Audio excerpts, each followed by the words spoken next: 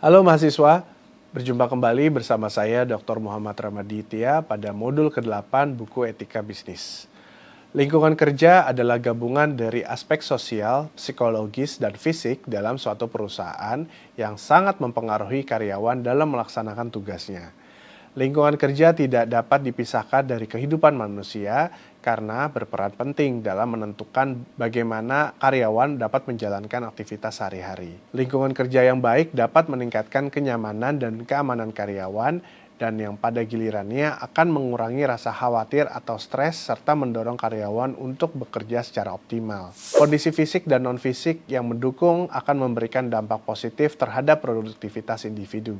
Sebaliknya, lingkungan kerja yang buruk seperti kondisi fisik yang tidak nyaman atau hubungan sosial yang tidak harmonis dapat menyebabkan penurunan performa karyawan, ketidakpuasan, dan bahkan masalah kesehatan jangka panjang. Jika dibiarkan, hal ini akan berpengaruh pada penurunan kinerja perusahaan secara keseluruhan. Oleh karena itu, menciptakan dan mempertahankan lingkungan kerja yang berkualitas menjadi faktor kunci dalam meningkatkan kinerja dan kesejahteraan individu karyawan. Pada era globalisasi saat ini, semakin banyak perusahaan yang memperluas operasi bisnisnya ke luar negara asal yang berkonsekuensi kepada lingkungan kerja.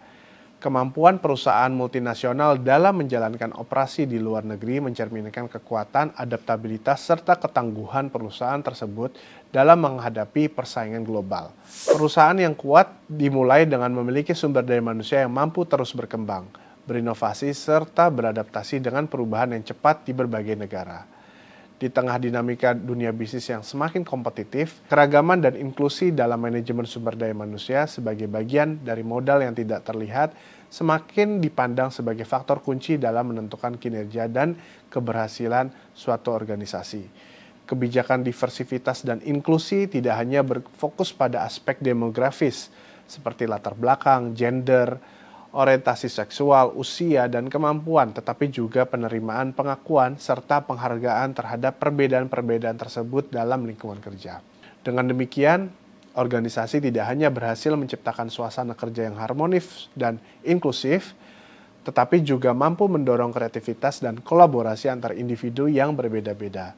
Maka pada modul kali ini bertujuan untuk yang pertama, mahasiswa mampu memahami makna karakteristik lingkungan kerja dan privasi, dan yang kedua, mahasiswa mampu memahami keamanan dan keadilan organisasi.